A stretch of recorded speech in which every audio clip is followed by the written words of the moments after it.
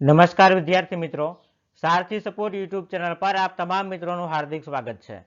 તો આજના આ વિડીયોની અંદર ધોરણ 11 વિષય મનોવિજ્ઞાન વિભાગ ડી વાર્ષિક પરીક્ષા માટેના ખૂબ જ અગત્યના મોસ્ટ ઇમ્પોર્ટન્ટ ક્વેશ્ચન જે છે એ આજે આપણે જોવાના છીએ।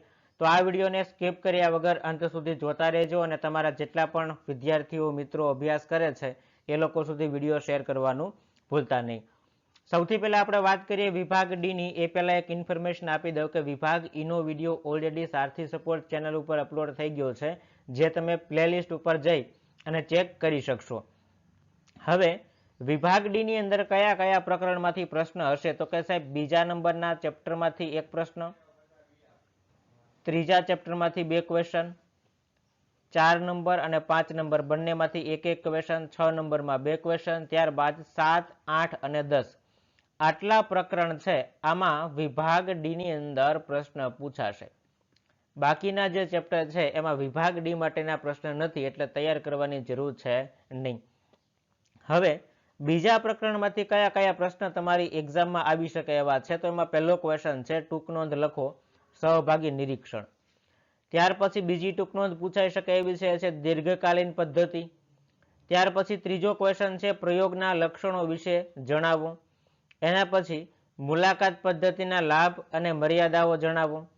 એના પછી મનોવૈજ્ઞાનિક કસોટીના લક્ષણો જણાવો અને છેલ્લો ક્વેશ્ચન છે તુલનાત્મક નિરીક્ષણ સમજાવો।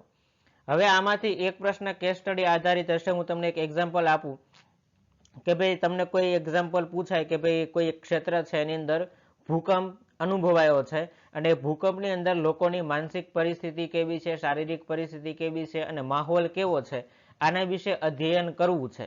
આવું એક તમને પેરેગ્રાફ ટાઈપની વાર્તા આપેલી છે અને એના પછી તમને છેલ્લે પ્રશ્ન પૂછેલા હોય કે ભાઈ આ કઈ પદ્ધતિની વાત થાય છે, આના લાભ જણાવો, આની મર્યાદાઓ જણાવો, રાઈટ। આવી રીતે આમાંથી એક કેસ સ્ટડી આધારિત પ્રશ્ન પણ તમને પૂછાઈ શકે છે।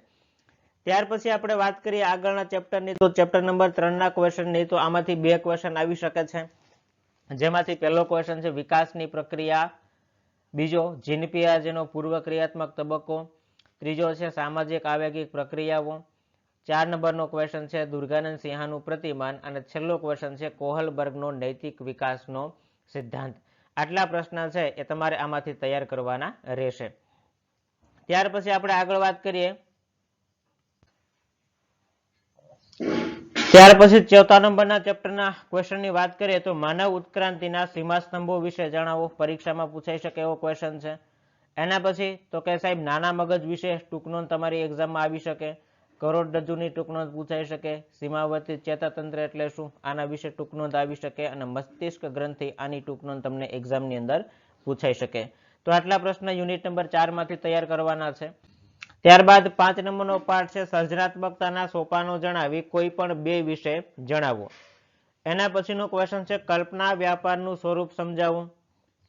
ત્યારબાદ ત્રીજો ક્વેશ્ચન છે સર્જનાત્મકતાનું સ્વરૂપ સમજાવો। 4 નંબરનો ક્વેશ્ચન છે નિર્ણય પ્રક્રિયાનું સ્વરૂપ સમજાવો। 5મો ક્વેશ્ચન છે સંકલ્પનાઓની ઉપયોગિતા જણાવો અને છેલ્લો ક્વેશ્ચન છે તર્ક ક્રિયાના પ્રકારો વિશે જણાવો। આટલા પ્રશ્ન છે એ તમારે 5 નંબરના પાઠમાંથી તૈયાર કરવાના છે। અહીંયા ટૂંકમાં થોડુંક લખવામાં મિસ્ટેક થઈ ગઈ છે, જણાવવો આવશે,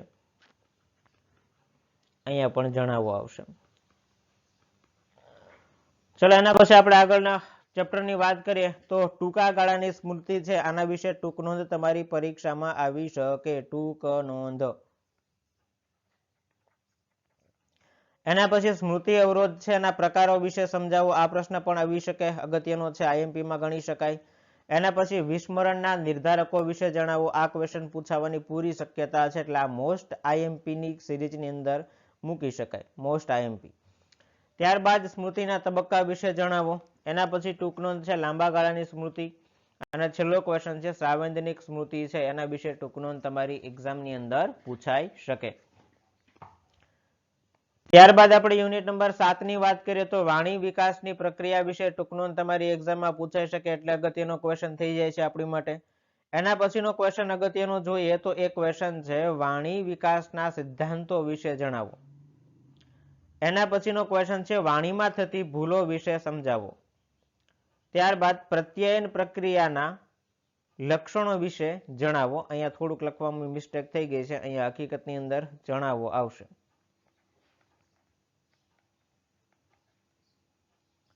ચાલો એના પછી છેલ્લો ક્વેશ્ચન છે પ્રત્યાયન પ્રક્રિયાનું મોડેલ. એના વિશે ટૂંક નોંધ તમારી એક્ઝામમાં આવી શકે.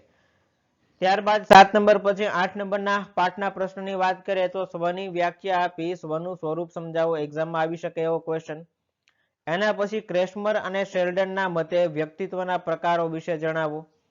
ત્યારબાદ સ્વનિયમનની મનોવૈજ્ઞાનિક પ્રવિધિઓ વિશે જણાવો. ત્યારબાદ કાર્લ રોજર્સનો સ્વ સિદ્ધાંત સમજાવો. એના પછી મેસ્લોની સ્વ સાર્થકતાનો સિદ્ધાંત સમજાવો. અહીંયા થોડુંક લખવામાં મિસ્ટેક થઈ ગઈ છે, મેસ્કોની આવે, મેસ્લો આવશે. અબ્રાહમ મેસ્લો જે છે એમનો સ્વ સાર્થકતાનો સિદ્ધાંત અને સ્વના પ્રકાર જણાવો. આટલા ક્વેશ્ચન છે એ તમારે 8 નંબરના પાઠમાંથી તૈયાર. ત્યારબાદ 10 નંબરના ચેપ્ટરના આઈએમપી ક્વેશ્ચનની વાત કરીએ તો 10 નંબરના ચેપ્ટરમાંથી પહેલો ક્વેશ્ચન તમારી પરીક્ષામાં આવી શકે એ છે ઔષધ ઉત્તેજક ઔષધો વિશે.